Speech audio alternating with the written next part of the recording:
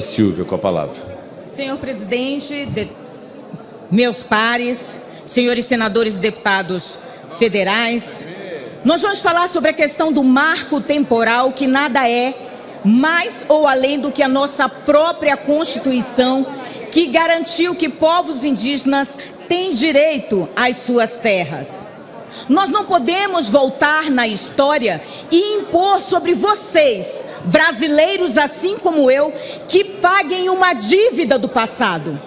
Nós não podemos impor que brasileiros sejam prejudicados por uma política, por uma instrumentalização de tomar posse de territórios brasileiros para colocar indígenas contra outros brasileiros.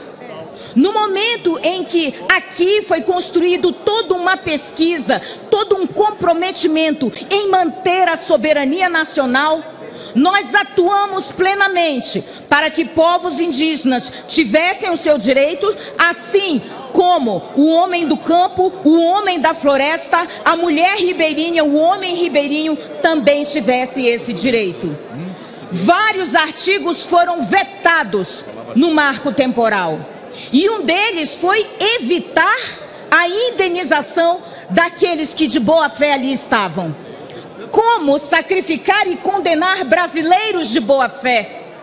Que é preciso sim manter o veto ao marco temporal. E é preciso sim que nós tenhamos clareza que é a ganância dos que acham que podem ter seus grandes nacos de terra que está fazendo com que se discuta aqui, se ameace os direitos dos povos indígenas. Por isso tem razão a nossa deputada Célia Chacriabar quando diz o nosso marco é ancestral, porque é como se fôssemos um grande baobá que temos nas nossas raízes, a nossa ancestralidade. Não caule a existência de cada uma em cada um de nós, e na Copa os que ainda vão chegar, para que nós respeitemos o que está na Constituição, porque aqui se fala do marco temporal da Raposa Serra do Sol, que é específico para aquele território, mas ninguém fala da decisão do Supremo para dizer que não é permitido que se tenha o marco temporal, porque o direito está assegurado na Constituição. Algo também que foi ali, ainda no nosso artigo 20º e 21º, aonde fala exatamente sobre a atuação das Forças Armadas para a proteção de nossas fronteiras e para a proteção do território nacional, também foi vetado.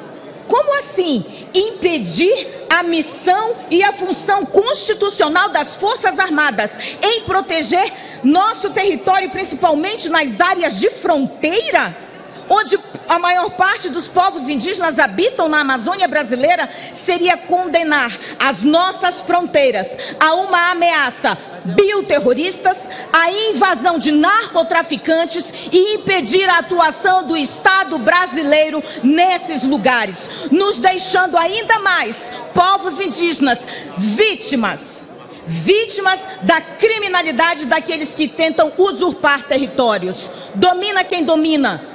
Povos indígenas só foram subjugados porque não dominavam ciência e tecnologia naquela época, não dominavam navegação, não dominavam a arma de fogo, não dominavam pólvora, e por isso nós fomos subjugados. E agora continuar mantendo indígenas em subjugo como se estivessem em 1500, não proporcionando desenvolvimento econômico para esses povos e condenando a economia brasileira, impedindo que nós viéssemos a nos desenvolver ou que nós pudéssemos continuar sendo uma hegemonia econômica na agricultura. Isso é um grave atentado à soberania nacional.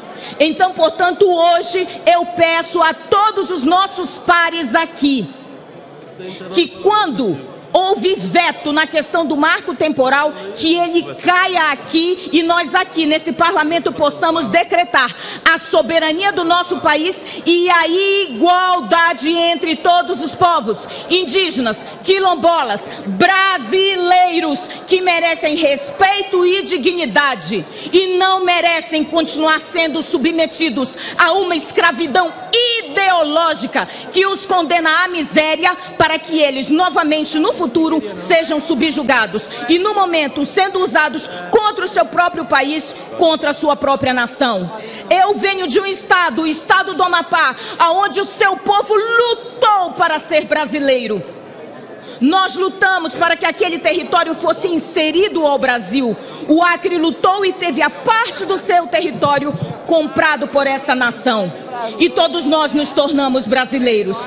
Eu levei 30 anos para me sentir uma brasileira e só consegui realizar isso no dia em que eu consegui hastear a bandeira do meu país. Foram 30 anos. 30 anos, e eu não posso permitir que a minha brasilidade, que a minha nacionalidade seja nesse momento usurpada pelo Congresso Nacional, se nós continuarmos mantendo os vetos do presidente Lula. Que todos esses vetos caiam hoje em nome da soberania do Brasil. Obrigada. Muito bem!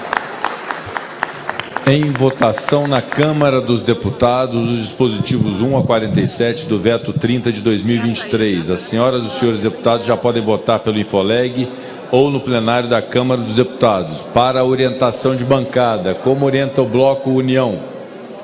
Senhor presidente, Bloco PP, que é o meu partido, União, por delegação do líder Luizinho, doutor Luizinho, nosso bloco orienta não pela derrubada dos vetos. Como orienta o bloco do MDB, PSD, Republicanos, Podemos?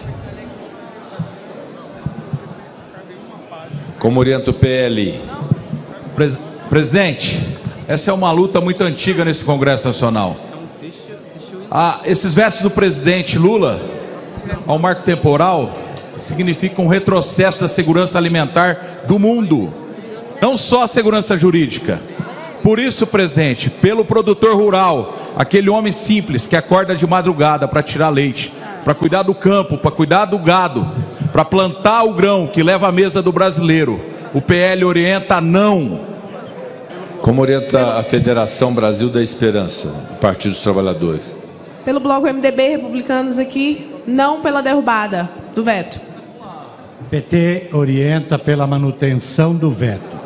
152 mil proprietários de terras no Brasil têm o dobro, o triplo de terra de 1.700.000 indígenas.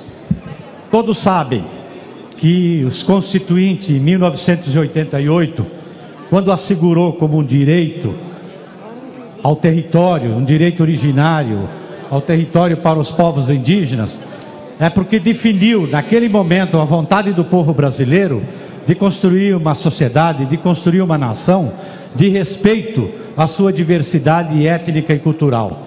E todos sabem que para a sobrevivência, a existência dessa diversidade cultural, é necessário ter o território. O agronegócio não precisa de mais terra, não precisa das terras indígenas. O agronegócio precisa cuidar de trabalhar direito para não perder. Tem mais terra. Por isso, é importante que o agronegócio entenda que tirar direito dos povos indígenas é dar um tiro no pé no próprio agronegócio. Não estão entendendo isso. Talvez falta um pouco de mais clareza para a direção da frente parlamentar da agropecuária, que tem um olhar estreito, um olhar curto, que não contribui para o Brasil. Como orienta a Federação PSOL Rede? Senhor presidente, Federação PSOL Rede orienta sim pela permanência dos vetos. Eu entendo o lado de lá querer hoje votar pela derrubada desses vetos. Sabe por quê, deputado Nilton Tato? Em torno de 500 fazendas estão sobrepostos aos territórios indígenas. Hoje, votar pela permanência da tese do marco temporal é premiar ladrões de terras indígenas. Se vocês são contra a invasão de terras indígenas, na verdade, o Brasil começa por nós indígenas. Como orienta o Partido Novo? Presidente. Deputado Isnaldo Bulhões. Modificar a orientação do bloco MDB, Podemos, Republicanos e PSD para liberar. Perfeito, alterado para liberação. Como orienta o Partido Novo? Como orienta o governo? Como orienta a oposição? Como orienta a maioria? Como orienta a minoria? Senhor presidente. Pela minoria? Governo, presidente. A minoria orienta pela derrubada do veto. Haja vista que hoje no Brasil nós temos mais de 500 laudos falsos em processos de terras indígenas. Serão desalojadas mais de 250 mil famílias se caso a segurança jurídica não prevalecer. E já existe ainda consolidada jurisprudência no STF a respeito do tema. Está na hora de darmos um basta neste desgoverno Lula, esse descondenado que jamais deveria ter saído da cadeia. Gostaria de deixar claro que as opiniões e informações apresentadas aqui são de responsabilidade exclusiva de seus autores. Como criador deste conteúdo, não me responsabilizo por consequências. Pesquise e busque orientação profissional antes de decisões significativas.